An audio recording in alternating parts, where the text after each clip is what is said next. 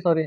Bang Asmir ini sempat turun langsung di dalam tempat konflik tersebut sampai membela seperti itu ya? Ya, benar sekali. Sampai dengan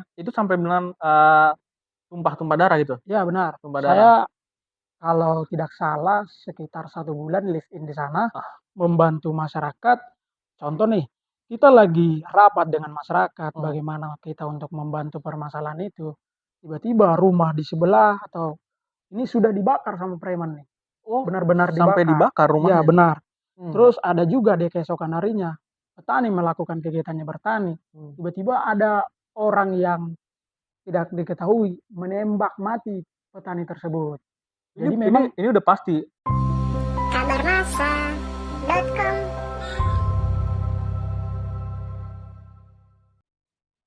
Oke, balik lagi di Kabar Masa Media. Hari ini kita bersama dengan Bang siapa? Asmir Saragi. Asmir. Oke, Asmir Saragi, boleh kita cheers dulu.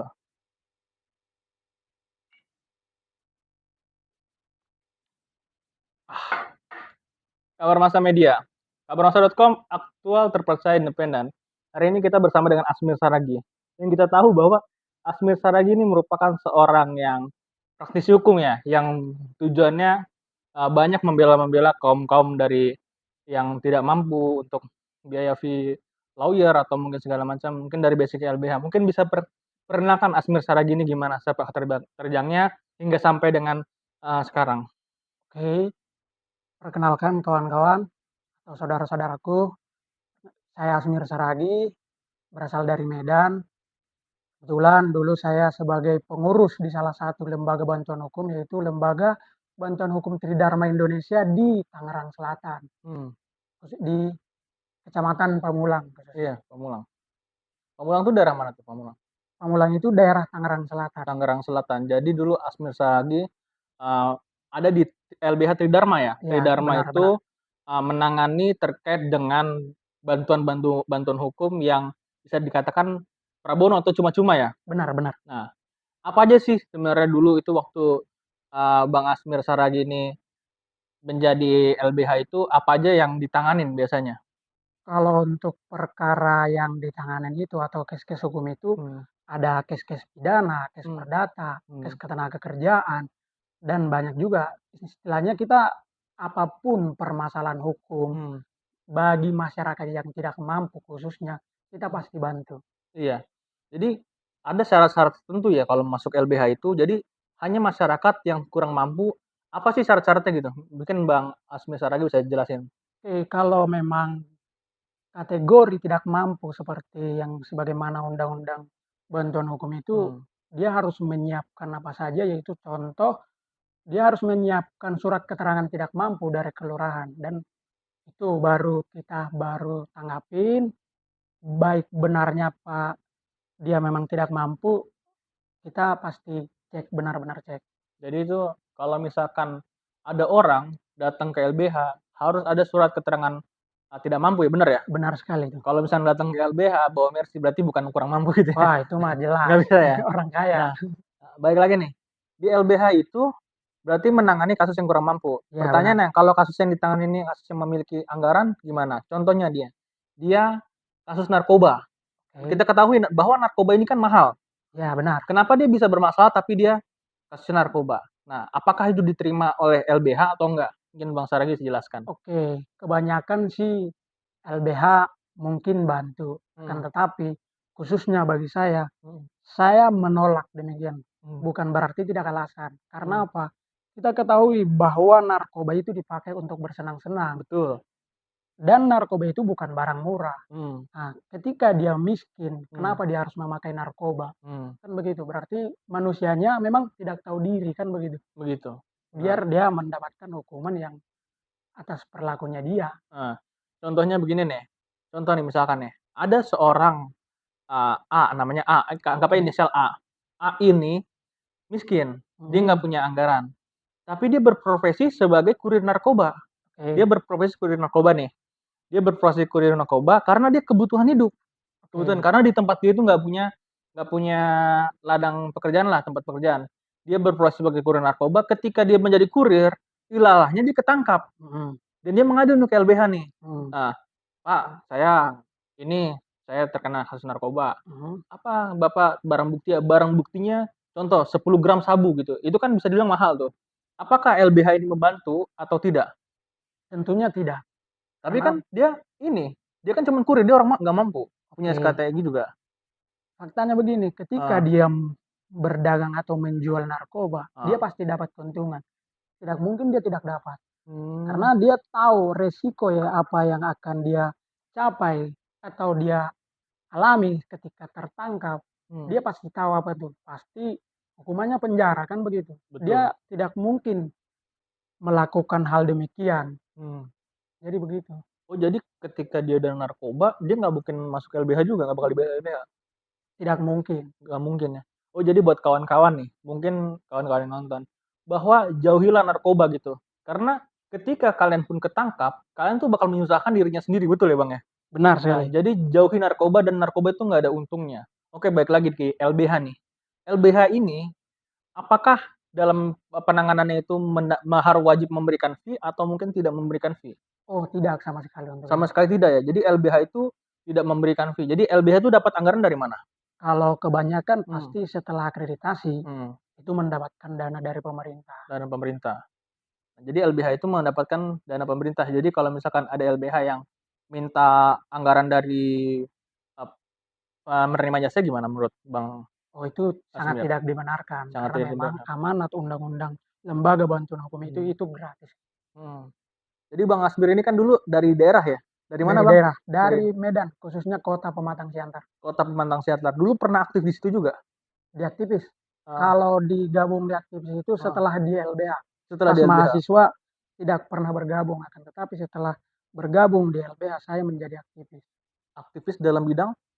Aktivis di dalam membantu masyarakat Mmm. dengan teman-teman mahasiswa juga. Dengan teman-teman mahasiswa. Jadi Bang Asmir ini membantu mahasiswa juga?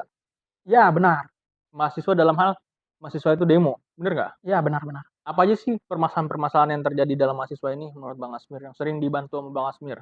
Oke, kalau teman-teman kita ada namanya itu apa namanya, konsolidasi mahasiswa nasional Indonesia atau kita sebut itu komando. Komando? Teman-teman komando ini mereka aktivis dari beberapa kampus, baik itu Mmm, dari kampus Universitas Pamulang, mmm, Universitas UMJ, mmm, Muhammadiyah Jakarta, mmm, dan kalau nggak salah itu Universitas Veteran Jakarta. komando itu. Terus giat-giat mereka itu memang membantu masyarakat, apalagi yang dalam waktu dekat ini mereka baru membantu masyarakat Cianjur yang Gempa terkena ya? gempa Gempa, kemarin. Jadi mereka live-in di sana, mhm, mendirikan rumah sementara untuk mmm, masyarakat Cianjur, mmm. begitu.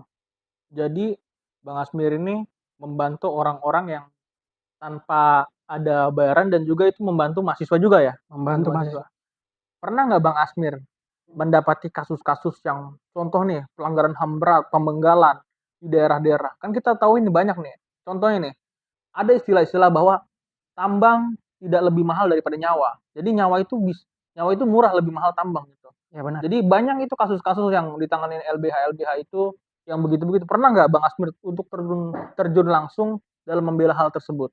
Pernah, Iya, itu apa tuh? di daerah Lampung Mesuji. Mesuji? Jadi di Mesuji itu Mmm, kita membantu masyarakat khususnya petani mmm, benar-benar tidak mampu mmm, karena memang mereka tinggal di sana sebagai penggarap penggarap? Mmm, penggarap.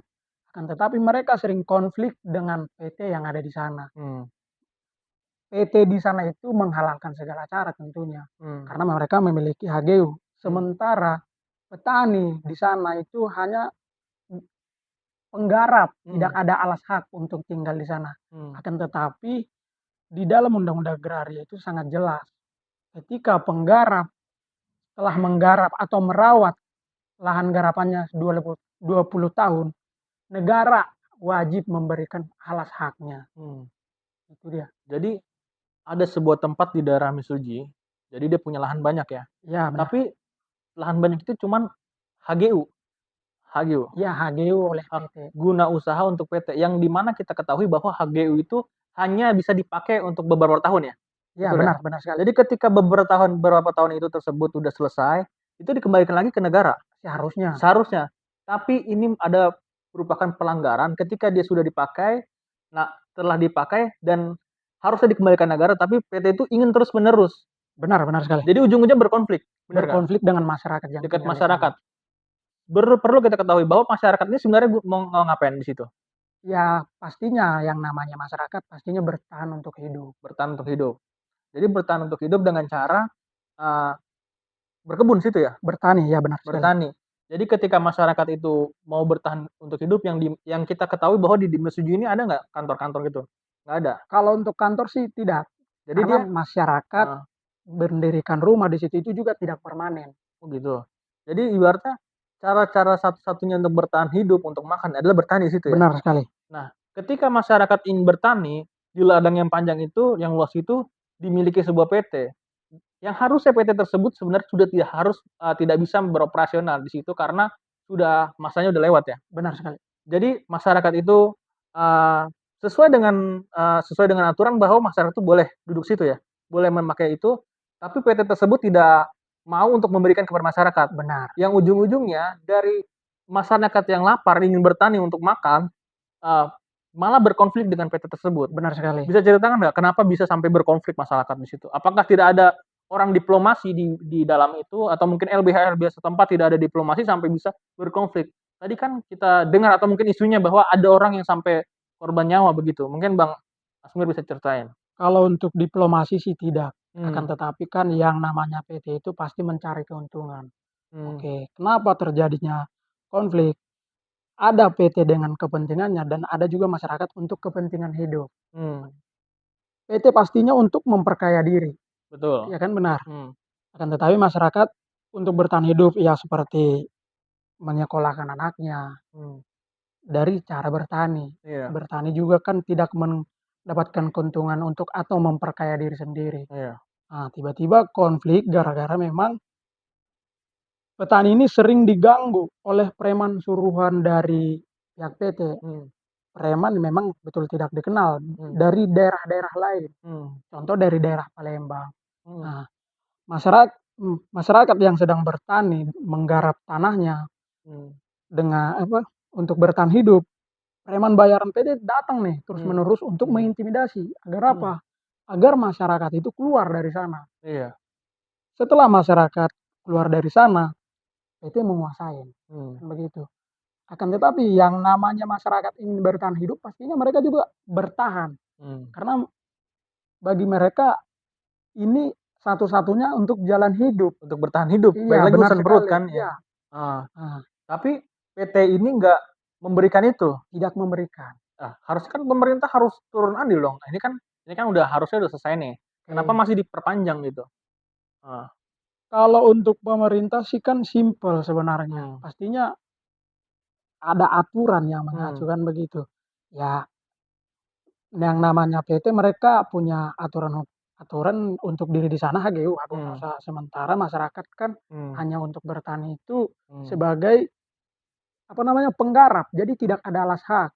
Akan mmm. tetapi negara lupa, sudah jelas di dalam Undang-Undang Dasar itu, masyarakat eh, negara harus bertanggung jawab Terhadap masyarakat. terhadap masyarakat. Masyarakat khususnya masyarakat miskin ya, Iya, benar sekali. diatur undang-undang itu kan. Jadi ini negara ini bisa dikatakan tidak melaksanakan tugasnya dengan benar gitu. Benar sekali. Nah, jadinya banyak orang-orang LBH itu turun untuk melakukan advokasi terhadap masyarakat tersebut, kayak gitu ya. Benar sekali. Nah, jadi Bang Bang ini, Abang siapa tuh lupa, Kazmir Saragi. Bang Asmir, sorry. Bang Asmir ini sempat turun langsung di dalam tempat konflik tersebut sampai membela seperti itu ya? Ya, benar sekali. Sampai dengan tumpah-tumpah darah gitu? Ya, benar. Tumpah darah? Saya kalau tidak salah sekitar 1 bulan live in di sana, Ah, membantu masyarakat. Contoh nih, kita lagi rapat dengan masyarakat, mhm. bagaimana kita untuk membantu permasalahan itu. Tiba-tiba rumah di sebelah atau ini sudah dibakar sama preman nih, Oh, benar-benar sampai dibakar. dibakar Iya, rumahnya? benar. Mmm, Terus ada juga di keesokan harinya, petani melakukan kegiatannya bertani, mmm. tiba-tiba ada orang yang tidak diketahui menembak mati petani tersebut. Ini Jadi ini memang ini udah pasti A1 infonya ditembak benar benar sekali, ditembak? karena memang saya menyaksikan sendiri. Oh, Tiba-tiba tiba-tiba itu langsung ditembak, tidak tahu siapa atau penembak misterius lah, kan begitu. Jadi nyawa di sana itu benar-benar tidak berharga. Oh, jadi memang di wilayah itu bisa dikatakan tidak berharga ya? Ya, Jadi harusnya hukum ini kan ditegakkan, tapi memang ada tempat-tempat tertentu yang di tempat itu memang nyawa tidak berharga gitu ya? benar benar sekali. Hmm. Seharusnya pemerintah itu bisa mengawasi daerah tersebut nih di Mesuji ya? Ya, Di daerah daerah Mesuji Mesuji, tempatnya di Lampung ya? Lampung. Lampung. Ini mungkin kalau ada orang pemerintahan tuh harusnya diawasi karena memang dalam undang-undang sudah diatur bahwa rakyat miskin itu, harus, diperhatikan oleh pemerintah. Oke, baik lagi di, Bang, terkait dengan kuliah dulu. Siap. Dulu kuliah dulu, aktif dulu di organisasi apa? Kalau di kuliah dulu saya di Permai, Perhimpunan Mahasiswa Hukum Indonesia. Permahi. Dulu Benar. jabatannya apa? Kalau untuk jabatan sih tidak ada, Jabatan sebagai ada? anggota biasa saja. Jadi Bang Asmir dulu sebagai anggota di Permahi ya? Ya benar sekali. Permahi di kampusnya di mana? Di kampus Universitas Simalungun, khususnya itu di Kota Pematang Siantar. Oh, jadi Bang Asmir ini di Universitas Simalungun di Kota Pematang Siantar, dulu aktif di Permahi.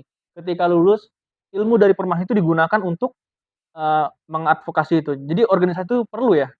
Sangat perlu. Sangat perlu jadi.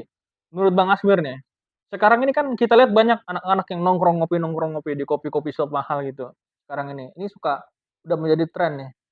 Ah, dia itu lupa bahwa tugas utama mahasiswa itu pertama, melakukan sebuah kontrol sosial Benar. terhadap negara, terus juga berkontribusi nyata nih, nggak cuma belajar doang, nggak cuman, belajar pulang, bahwa organisasi perlu.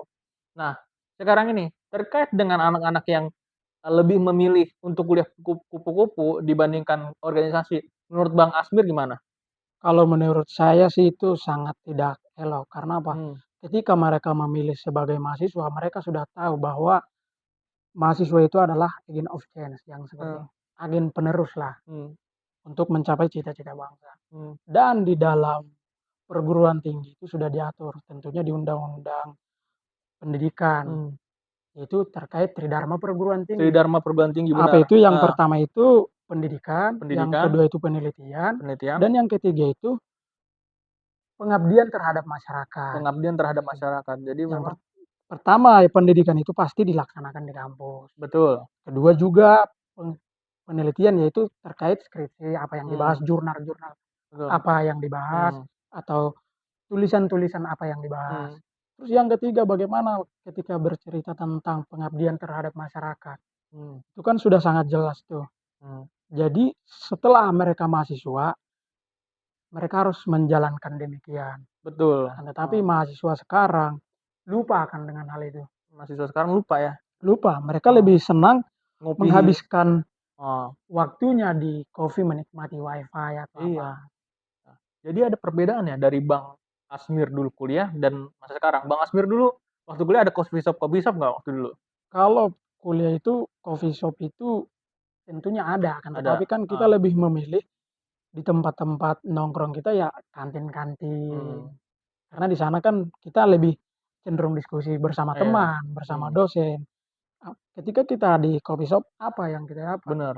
Mau sampai malam juga apa yang mau ngobrol di situ kan. Iya, benar Mendingan sekali. kita ngobrol di kantin, ngobrol sama teman-teman organisasi terkait dengan bangsa dan negara. Karena Soekarno juga pernah bilang kan, bahwasanya aku lebih memilih orang yang duduk ngopi sambil ngerokok berbicara negara daripada orang baca buku sampai lupa tentang apa yang mau diamalkannya. Begitu ya Bang Benar Asmir sekali. ya. Bang Asmir nih, balik lagi Bang Asmir.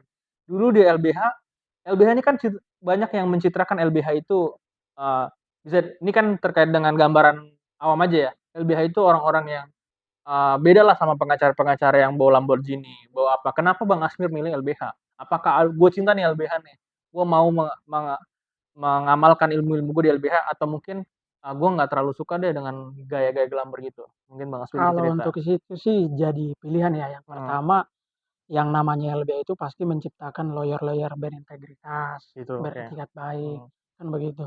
Jadi saya lebih memilih di LBH itu karena memang saya ingin mengaplikasikan ilmu saya terhadap orang-orang yang tidak mendapat keadilan. mmm, Karena Soekarno juga pernah bilang, oke, "Bersemayamlah di tempat-tempat orang miskin, oke. karena di sanalah Tuhan berada." Wih, ngeri. Soekarno pernah bilang kayak gitu. Jadi kita memang harus bersemayam tempat-tempat orang miskin, karena di situ Tuhan berada. Ya, benar. Benar berarti ya. Jadi ketika Bang Asmir ini tidak peduli tentang, latar belakang kliennya, berarti Bang Asmir ini percaya bahwa Tuhan tuh ada di baknya orang-orang miskin itu? Pasti. Karena memang ketika nanti Bang Asmir contoh nih, ketika kita pengacara pasti kita milih-milih nih, ada dong dalam hati kita milih-milih klien kan. Benar.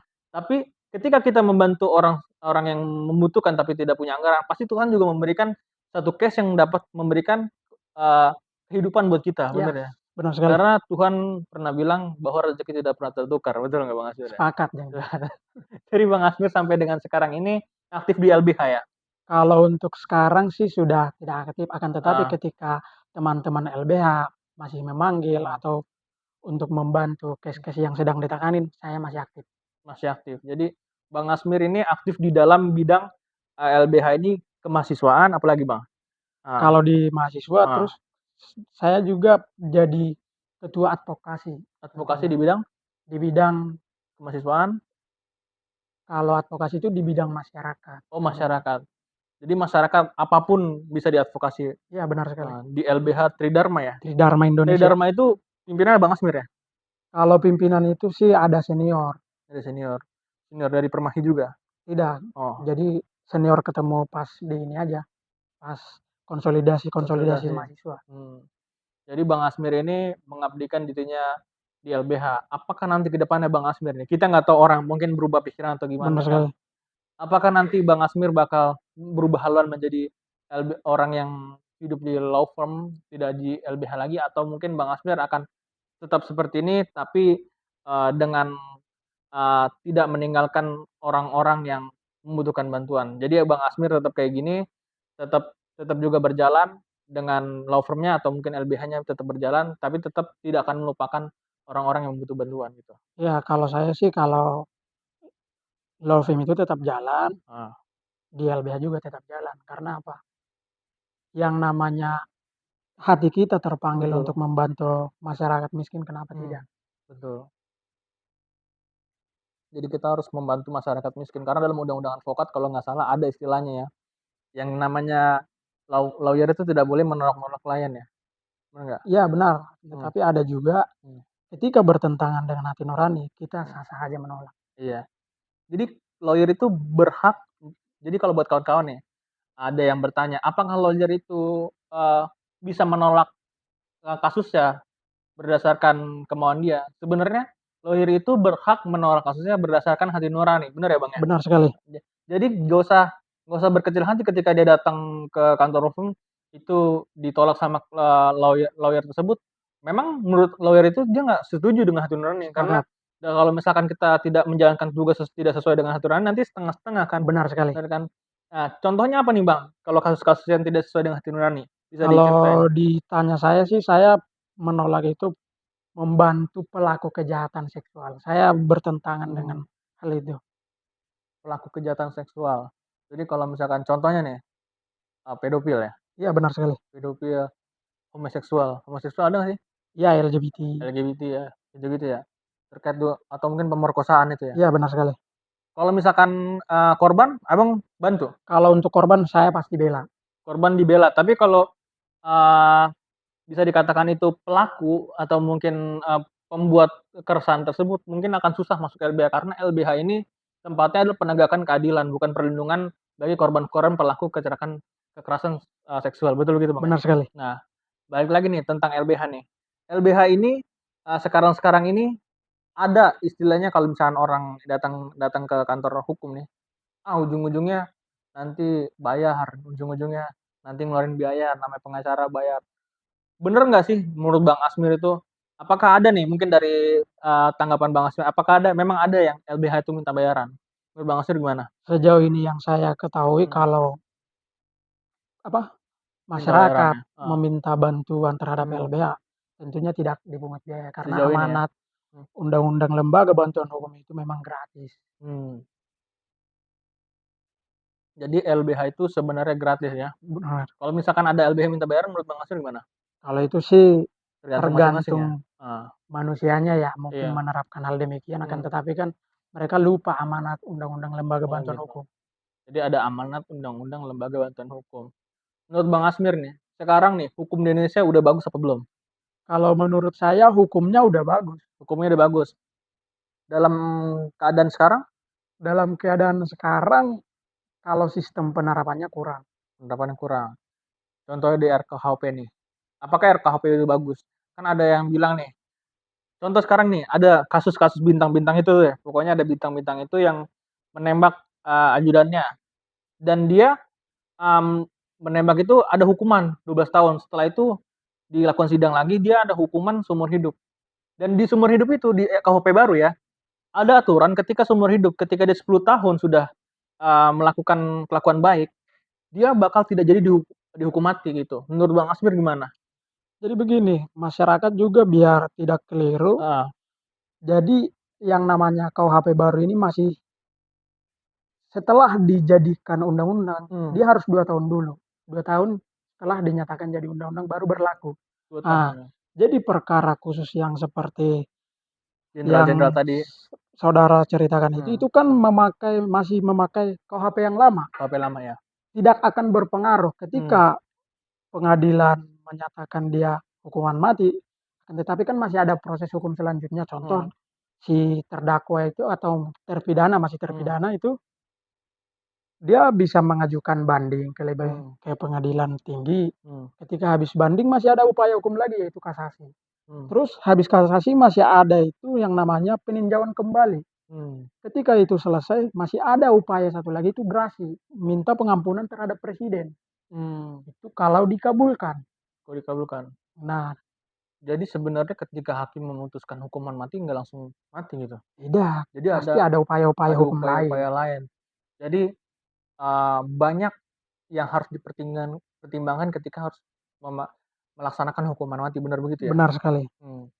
Oke, kita udah banyak nih bicara dengan Bang Asmir nih. Mungkin Bang Asmir ada sedikit lah masukan buat kawan-kawan yang mungkin mau masuk kuliah atau mungkin mau terjun di LBH nih. Ada nggak nih tanggapan Bang Asmir untuk memberikan sebuah ibaratnya kayak misalkan lentera dalam kegelapan gitu loh, kepada orang-orang yang mau terjun langsung di LBH atau mungkin mau masuk di fakultas hukum gitu? Jadi sih menurut saya begini, ketika memang ingin menjadi lawyer berintegritas, ingin menjadi lawyer yang beretika, seharusnya belajar dulu di LBH. Karena di LBH kamu akan dimatangkan. Dimatangkan dalam arti diisi dengan apa namanya? Diisi dengan kasus-kasus atau mungkin jam terbang ya? Iya, jam terbang. Jam terbang. Jam terbang. Jadi kita dikasih pengalaman dulu.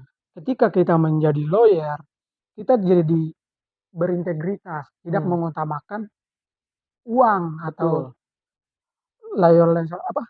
Sukses fee Lawyer yang tadi fee-nya. itu. Jadi Jadi gitu kita ya. harus berbuat dulu baru nanti uang itu pasti mengalir. Setuju nggak ya dengan Bang Asmir? Ketika kita udah profesional, kita bakal dibayar berapapun dengan jam terbang kita. Setuju nggak dengan Saya sangat setuju dengan hal itu. jadi Bang Asmir setuju dengan itu. Jadi Bang Asmir ini makan di LBH ini untuk terus-menerus mengasah skill sampai dengan profesional di bidangnya gitu ya? Benar sekali. Oke, terima kasih Bang Asmir yang sudah datang di kawarmasa.com. Oke, cheers lagi Bang, mungkin kita ngopi lagi kan? Mungkin banyak ilmu yang sudah dikasih buat kawan-kawan sekalian udah baca ini terkait dengan LBH, Lembaga Bantuan Hukum. Dan juga buat kawan-kawan lainnya yang ingin berbagi tentang informasi atau pengalaman untuk memberikan sebuah edukasi pada kawan-kawan lainnya, bisa datang di kawarmasa.com atau mungkin kontak di kawarmasa.com. Sekian, saya Fatul Sasar dari kawarmasa.com dan juga Bang Asmir. Wassalamualaikum warahmatullahi wabarakatuh. Salam sejahtera untuk semua.